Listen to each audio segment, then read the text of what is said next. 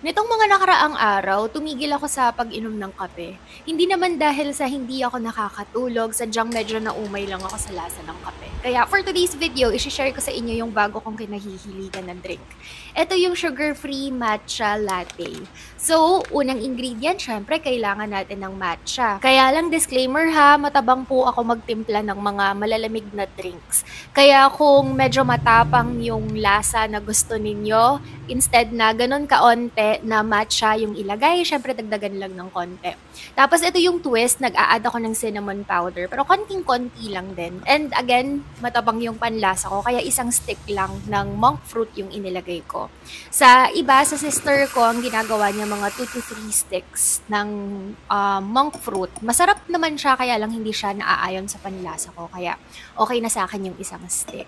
Next naman, gagawin na natin yung latte part niya. Para sa gatas, hindi kasi okay yung regular na milk dahil mataas ang carbs nun or mataas yung sugar niya or yung lactose niya. Kaya instead, magtitimpla na lang tayo ng sarili nating gatas. Cold water at saka all-purpose cream lang yung ginamit ko dito. And ayan lang, hinalo ko lang gamit itong milk frother. Pwede naman na hindi kayo gumamit ng milk frother pala, kaya lang mahirap kasing haluin si matcha sa water at saka itong all-purpose cream with water kapag regular na halo-halo lang. Kaya milk frother talaga yung ginagamit ko.